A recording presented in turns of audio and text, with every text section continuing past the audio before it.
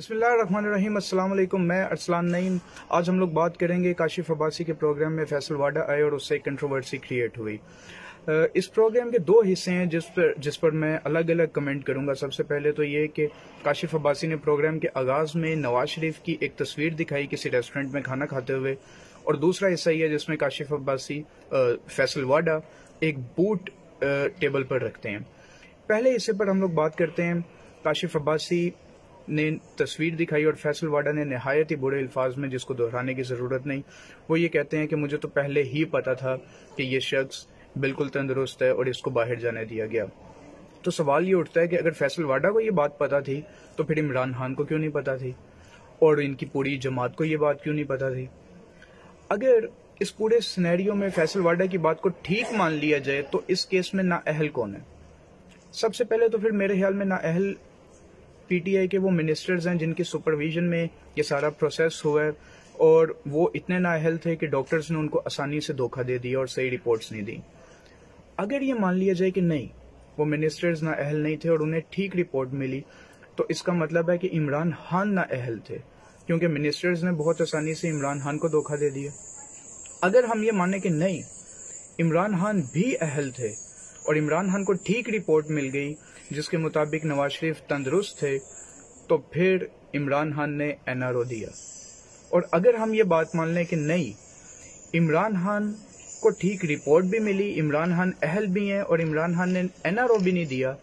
تو پھر اس کا مطلب یہ ہے کہ جس کے پاس این آر او تھا اس نے این آر او دے دیا، اور عمران خان اپنی حکومت میں بھی احتجاج کے علاوہ اور کچھ نہیں کر پا رہے۔ اب اس سینیریو میں آپ دیکھیں، دو آپشنز تھے عمران خان کے پاس۔ ایک آپشن یہ تھا کہ صرف یہ بول دیتے کہ نواز شریف بیمار تھے اور and of discussion.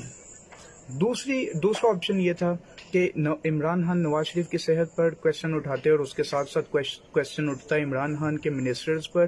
Imran Khan کی اپنی انٹیگریٹی پر، عمران خان کے اس نعرے پر جس میں وہ کہتے تھے کہ میں کسی کو این آر او نہیں دوں گا، اور سوال اٹھتا ایک اور ادارے پر۔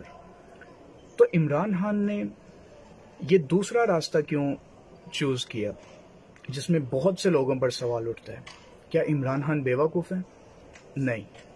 میں کسی بھی پلیٹ فارم کے اوپر یہ ڈیبیٹ کر سکتا ہوں کہ عمران خان پاکستان کے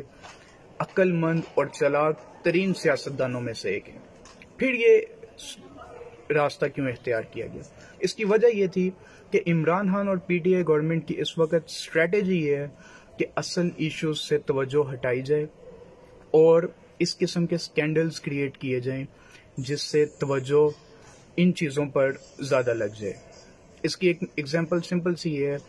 کہ فواد چودھری نے کے اوپر جب کریٹیسزم ہوا کہ یہ پی ٹی آئی کی اصل ترجمانی نہیں کرتا، پی ٹی آئی ایک نئی جماعت آئی ہے اور ایک بہت نہایت ہی شریف آدمی، اچھا بات کرنے والا، شفقت محمود جیسا انسان ہونا چاہیے، لیکن عمران خان نے جب فواد چودھری کو ہٹایا تو وہ فواد چودھری پلس کو انفارمیشن منسٹری انہوں نے دی، تاکہ روز کوئی نہ کوئی سکینڈل کریٹ ہوتا رہے اور جو اصل اکانومی کے اوپر بات نہ ہو، کیونکہ اکانومی ایک ایسا ایشو ہے جب بھوک لگتی ہے انسان کو تو پھر آئیڈیالوجیز بھی چلی جاتی ہیں، پھر اسلامی انقلاب بھی دریا میں بہہ جاتے ہیں، پھر سوویٹ یونین بھی ٹوٹ جاتی ہے، پھر بڑی بڑی آئیڈیالوجیز کا خاتمہ وہ پیچھے رہ جاتی ہیں، بھوک سب سے آگے آ جاتی ہے۔ تو اس سے توجہ ہٹانے کے لیے یہ آپ آگے بھی دیکھیں گے کہ اس طرح کے چھوٹے چھوٹے سکینڈلز انٹینشنلی کریٹ کیے جائیں گے اور اس طرح کے نااہل لوگوں کو سامنے رکھا جائے گا، ان کو ٹی وی پہ آنے کی زیادہ اجازت دی جائے گی بنسبت کے پڑھے لکھے لوگوں کے جو کہ پی ٹی آئی میں موجود ہیں۔ دوسرا جو بوٹ رکھا گیا شفقت میں